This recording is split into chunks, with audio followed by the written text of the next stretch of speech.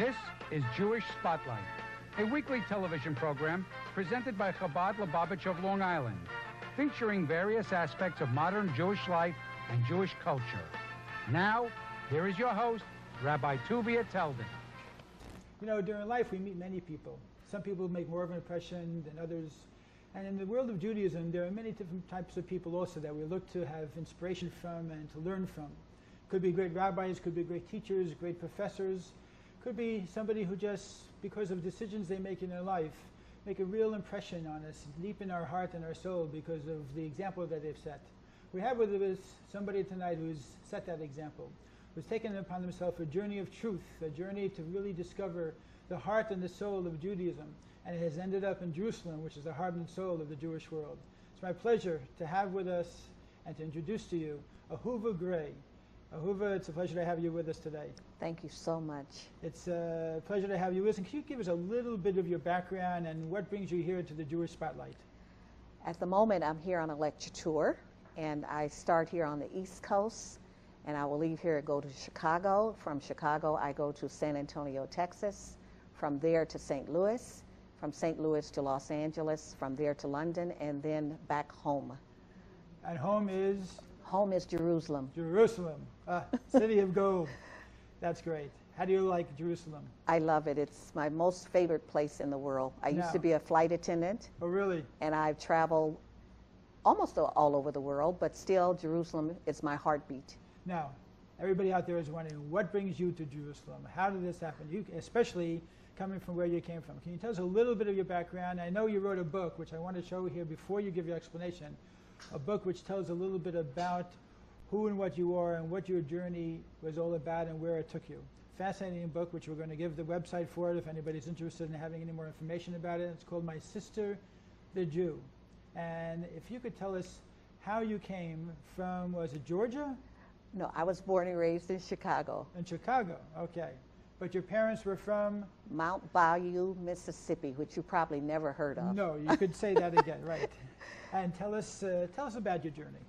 I want to start off by telling you this is I did a lecture tour through Australia, and one of the topics in that lecture tour was humble beginnings and lofty conclusions. I was born and raised in Chicago, but every summer our parents would send us to Mount Bayou, Mississippi to visit our grandparents. And there is where the seeds to my spiritual life were planted at a humble table in the South with my grandparents because they were two of the most devout Christians I ever knew. And my grandmother was a person that was always emphatic about you children must learn how to honor God. At that time, they were Southern Baptists. They were Baptists, not Southern Baptists, because Southern Baptist means majority white. So they were Black Baptists. Okay. And what happened is my grandmother would always say to us, you children must learn how to honor God. So the Christian Sabbath was on Sunday. So every Saturday, all of our preparation for Shabbat was done on Saturday. Right. She would braid her hair, tie a scarf around it. She ironed her clothes back there and laid them out on the bed. And back there in those days, they had these big potbelly stoves. She cooked all of her food on Saturday night. And then on Sunday morning, when we got up to go to church, the table was already set. She would put her food on that black potbelly stove. But the reason I share this story with you is because when we came home from church, from the oldest child to the youngest, we had to say a Bible verse, and my grandmother taught all of her grandchildren, great-grandchildren, the 23rd Psalms. I happened to learn it when I was 4 years old, but the reason I attribute that I am an Orthodox Jew today is because of the training that I got at that humble table in Mount Bayou, Mississippi. Interesting, because the connection to God was felt there, and it's something that really very, very deeply. Very, very strong. And where did you take it from there? As you grew up and you were a teenager, were you yourself were very religious Baptist as well? My parents were religious in Chicago, but not on the same level as my grandparents. However, what happened to me is I went to Jerusalem for the first time to start my own travel management company, specializing in group movements to Israel, Egypt, and Greece. The first time I went to Israel, we were leaving Tel Aviv, coming around that first curve into Jerusalem. Right. My heart started pulsating like it was coming out of my chest, and I said, oh my God, I'm at home. And when just like that? Just like that. When I said that, I really meant it. And what year was this? And this was in 1991. Now, you were already a minister, as I understand, correct? I was an ordained minister for 14 years. I studied the Tanakh, the Bible, for 14 years. I taught my own self the Hebrew alphabet, and that's what led me to the image, to the truth. Now, let me ask you a question. You know, when I hear about somebody who came from a Christian background and made the type of transition that you did, there must have been something in your own soul, some stirring that caused you to be dissatisfied perhaps with where you were at spiritually, that gave you that sense of wanting to strive to go on to something else. What was it that was going inside of you that caused that stirring?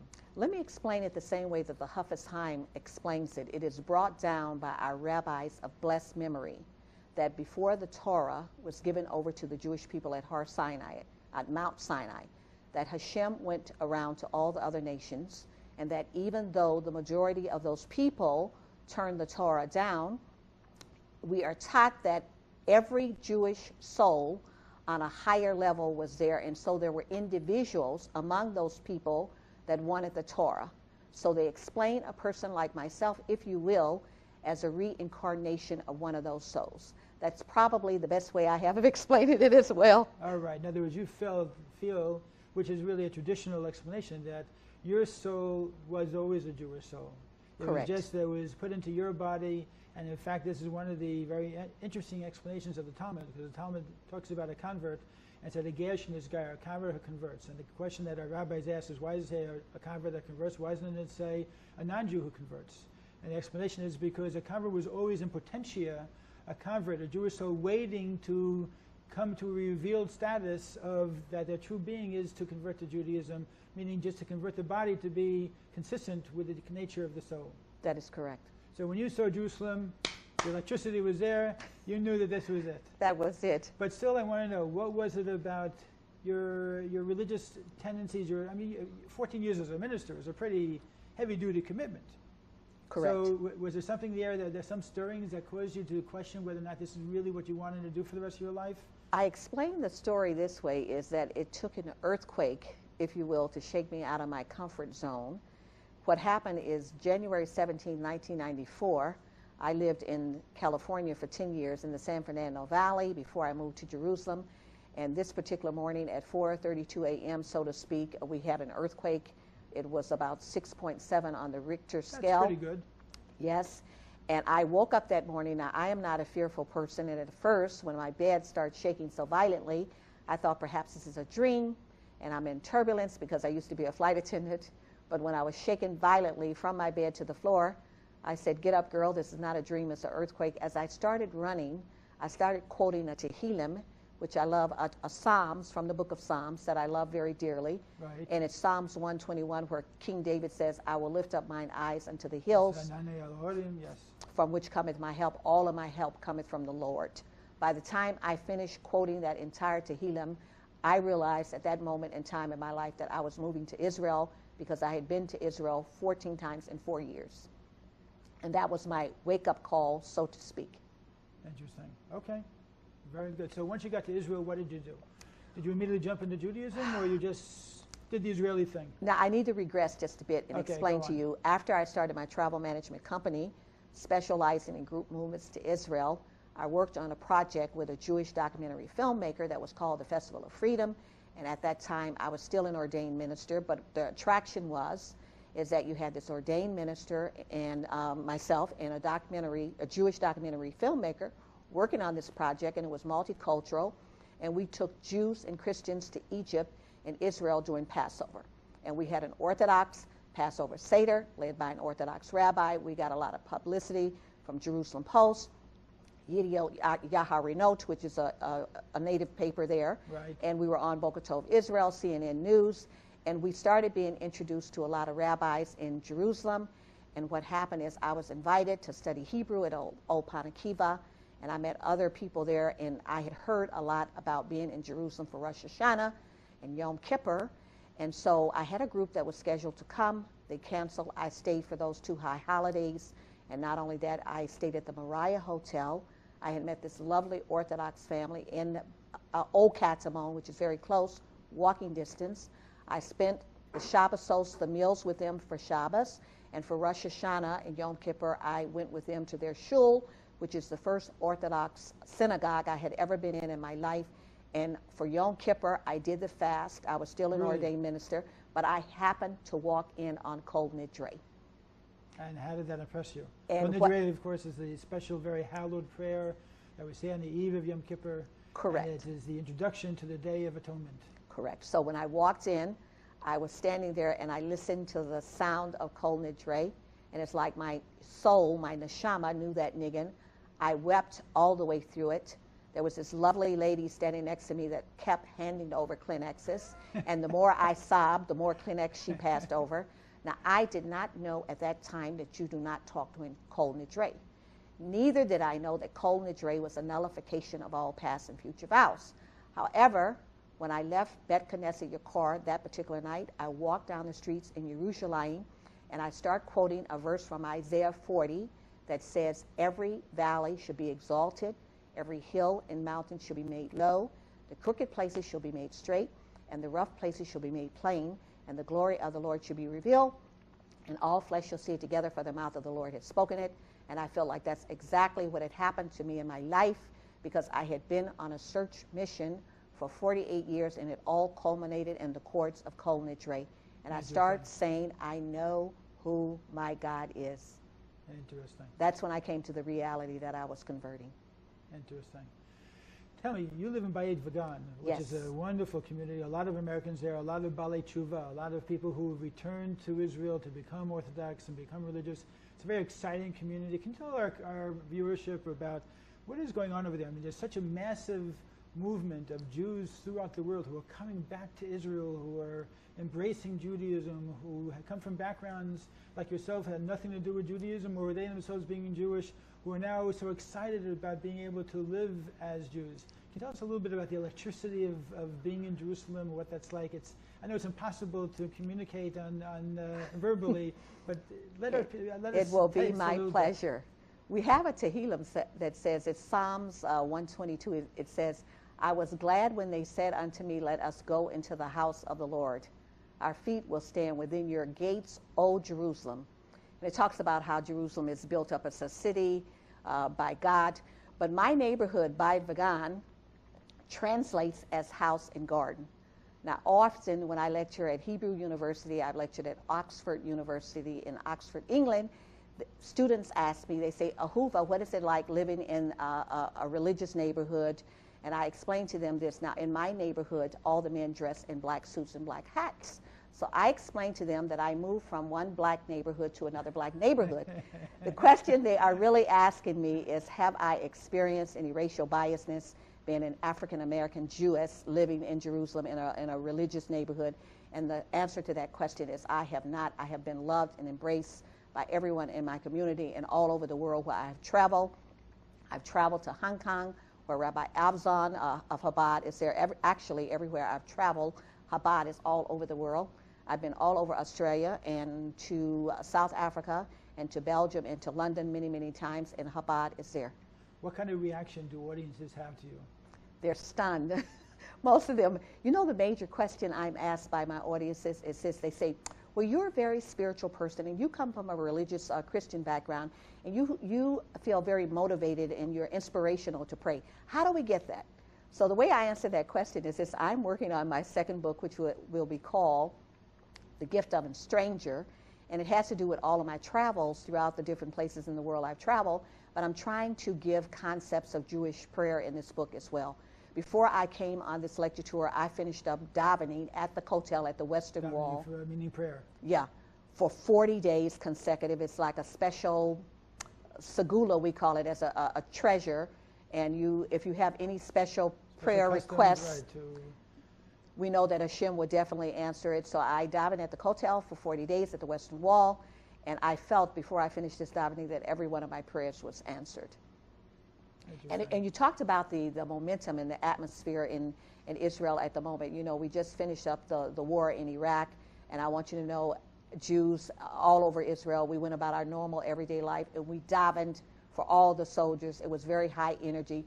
This Passover, this Pesach, was the most unbelievable, spiritual, high, enlightening, uplifting. Our shul, the davening I davened at a Haredi Litvak shul in Jerusalem called Hagra, that is led by Rabbi Leib Hyman, who is a halakhic authority. He paskins, He gets questions from all over the world, and it was so high. It was like the men were like jumping up and down, so to speak, and they're very conservative.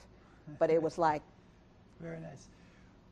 When you go around and you speak in different places, what is the message you're trying to give? What do you want to have as a response from the people? Do you have a goal in mind? Is there some way that you want to touch people's hearts, whether it be Jew or non-Jew, or non-religious Jew, religious Jew?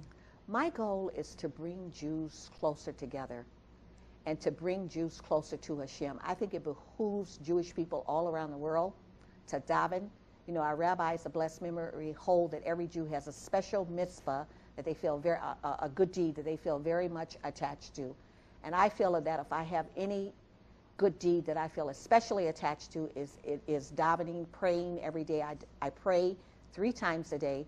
And I try to inspire that and give that over to other Jewish people. Most people say that my lectures inspire them. I was in South Africa eating in a restaurant in Johannesburg, and this lady came over to me and I had tears in my eyes. She says, "Are you Ahuvah Gray?" And I said, "Yes." She says, "I want you to know that I'm praying the Psalms every day because of your grandmother." Really? And I said, what a sahoots, what a merit from my grandmother, from a daughter of a sharecropper from Mound Bayou, Mississippi. Her story made it all the way to South Africa. That's good. That must make you feel very good. It makes me feel very proud of my heritage. Very nice. Question, the 7 Noahide laws. Yes. It's a topic that people are, for the most part, not aware of. I'm sure you've discussed it with people as well. Can you tell our audience a little bit about what those 7 Noahide laws Right. are and what the importance of them are in Judaism? The importance of the 7 Noahide laws is they're contained in the Torah, and they're for a righteous Gentile. And it's actually, it consists of more than 7 laws, but it's 7 teachings that have a broader meaning. And what was interesting is before I converted to Orthodox Judaism, the rabbis in my neighborhood had me sit down and meet with a gentleman that heads up that organization in Jerusalem. Really? And I sat and I met with him actually he spoke to me for about an hour and a half to 2 hours, and I'm a very good listener, and I listened to everything he had to say. He showed me his literature, and when he finished, I looked at him and I said, "Thank you very much, but that's not enough for me." Oh, so the rabbis had you sit with them because they wanted that you don't need to convert to become a Jew. It's good enough if you live a righteous life as a Gentile. That's correct. Which is perfectly legitimate Jewish teaching, that we're not out to convert people. Judaism is not interested in proselytizing.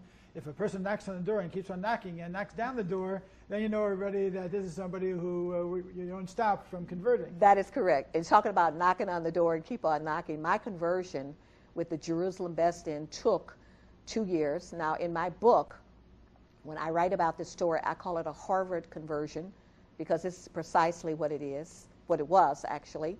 The rabbis turned me down my traditional 3 times, which is halakhically proper. And not only that, they closed my file, refused to reopen it. Finally, it was reopened. And I'm not, and listen, I want you to know that this is perfectly legitimate, and I have the highest respect for the Jerusalem Best In. And after that, my conversion was completed. I had this wonderful party, a Suda, a party in my neighborhood, and also the seminary where I studied, Nishmat, gave me a special party, and they closed the entire seminary down. The English-speaking girls were there, the Hebrew-speaking girls were there, and I walked in the door, and I saw this huge sign that said, "Siman Tov, Mazel Tov, Ahuvah, congratulations," and it was incredible. That's very nice. Well, listen, Ahuvah means the loved one, so I guess you have a lot of people who love you over there. And you know what? This past week's Parsha had a lot of commandments in it, and it had the mitzvah of keeping Shabbos, and it also had the mitzvah of revering your parents, and it also had the mitzvah that it's a commandment from Hashem, from God, that the Jewish people should love a convert.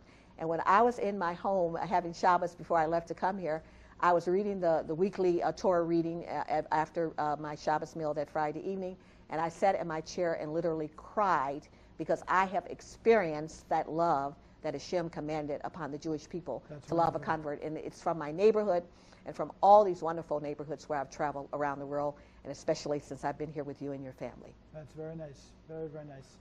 Tell me, what message would you like to give to the Jews who are watching this now about Judaism, about what you discovered about Judaism, something that you feel they, as American Jews, with the problems that we face here in America, the problems of raising Jewish children, the problems of our society, from gleaning from your personal experiences, what message do you think would really be important for them to hear? I think the biggest message I would like to give to America, because I know there's a lot of assimilation here, and I feel that I need to say that because it is the truth. But I just want to say to Jews, here in America especially, that the Torah is the emes. And I know people have difficulty. Emes means the truth. Thank you for reminding me.